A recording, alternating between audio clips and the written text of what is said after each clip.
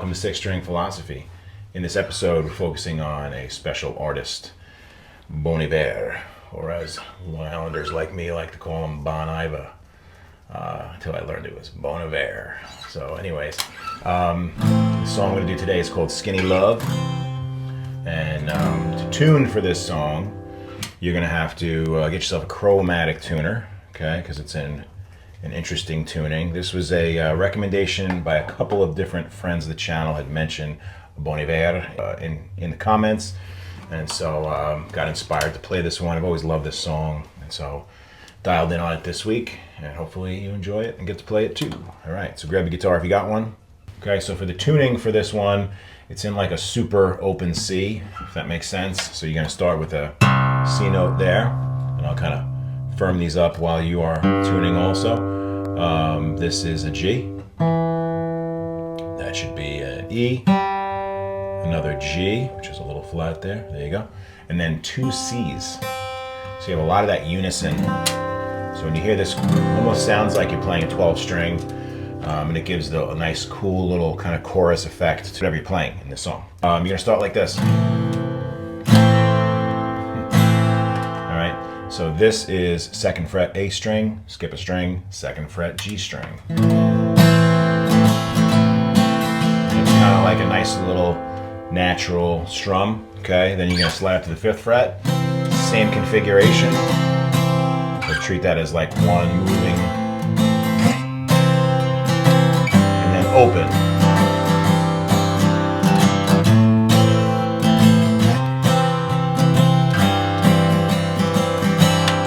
Intro and the outro, he puts these little fills in there. So just practice this initially. Trying to get that feel. An extra beat on that one. Let's try that again.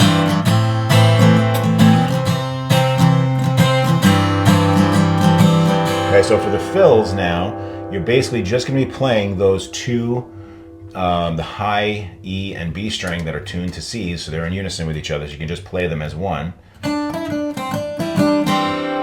So that, you're gonna pop that in, so you're gonna do that.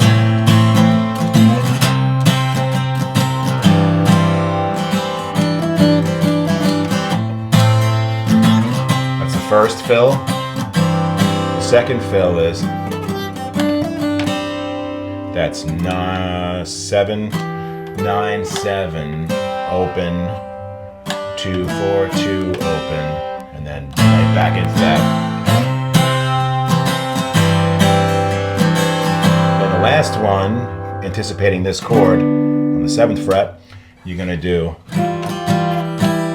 so you're gonna creating these little high notes, melodies on the 5th fret of both of those highest strings, and then 4th fret.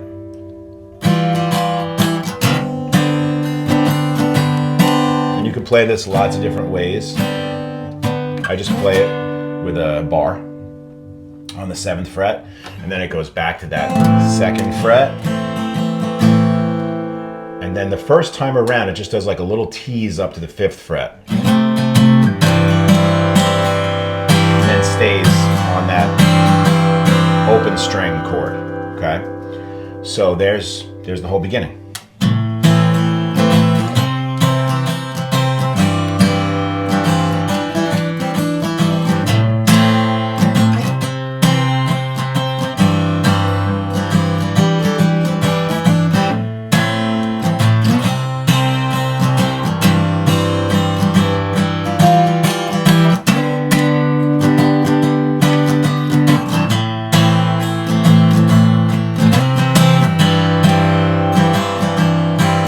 For all the verses, it's just these three chords, 3 times, okay? And then for the 4th time, it's gonna slide up, but you don't do the little, you know, along the way with that, you're just gonna slide up. Then down to this 2.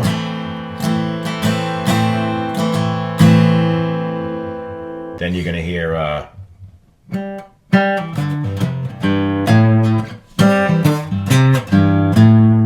this little fill.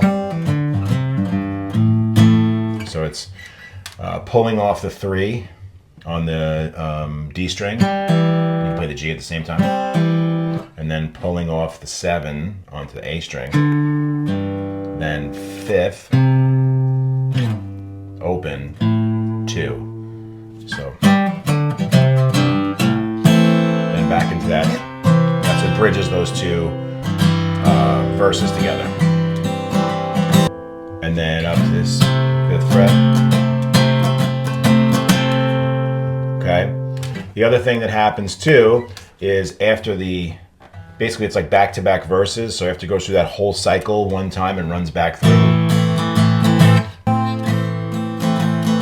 After the second of those 2 verses, it kind of holds on this, and then it rolls up to this next chord. There's 3 new chords left, okay? 3 new chords left. This is the first of those 3. This is now into your chorus. This is going to be 9th fret, 8th fret, 7th fret on the A, D, and G strings respectively. A little staircase there. 2 measures of that, and then it rolls down to this. This chord is middle finger on the 4th fret of the A string, pointer on the 3rd fret of the D string, and then ring finger on the 4th fret of the G string. So that same shape, and really all those open strings, especially those unison Cs, are welcome to the party here.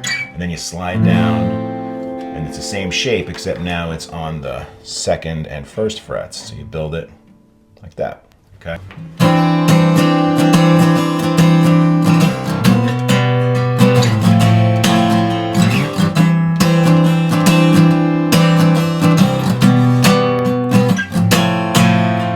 That chorus slides up to this 5th fret.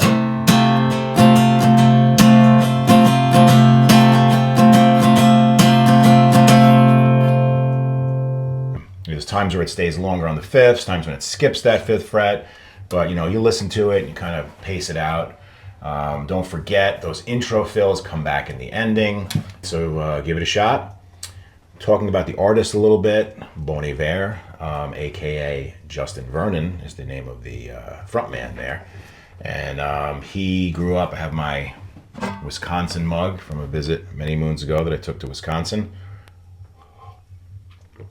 Lovely. The thing that makes today sort of a special Bon Iver day in Wisconsin, for Emily forever ago, type of a day is that we have a snowstorm outside here, and so it's nice to be socked in the snow and listening to music that definitely comes from an emotional winter that Justin Vernon experienced back prior to the release of this song in 2007.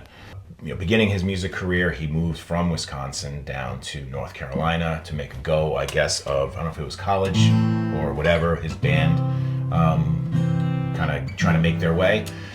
Ends up moving home to Wisconsin and taking an exile, sort of a Thoreau to Walden type of experience, going and just woodshedding, almost literally, with his tunes, and just spent 3 months in the winter, as he described it, grinding DVDs of Northern Exposure, which interestingly is where the title of his sort of pseudonym or his alter ego, Bon Iver, came from an episode of Northern Exposure, and I love that show too. But I never caught that reference just from my casual watching of it. Apparently, he was a real fanatic.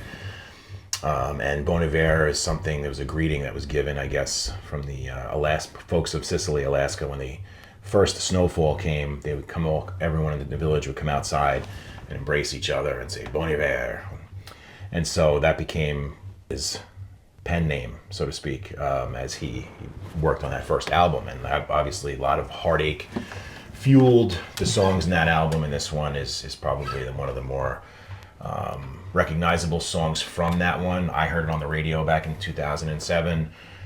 He's not really, as much as he's not a household name per se, he's definitely someone who's beloved in that indie folk realm and beyond. A lot of great work to check out. I would say this album, the EP Blood Bank, is awesome, and then another one that followed Bon Iver, Bon Iver, and I'm sure other ones too. But I'm not really the world's greatest authority on Bon Iver, but I'm getting into him now in 2026. Finally late to the party, but enjoying the party as far as his work goes. So, and the lyrics are really, pretty amazing. It sounds almost like, abstract. There's a darkness there, but also deep thinking, and emotionally revealing when his voice it goes into that howl. At certain times it sounds like a wolf, or the cooing of a dove at certain points, or other times it sounds more raspy and husky, and then both of those are his natural voice.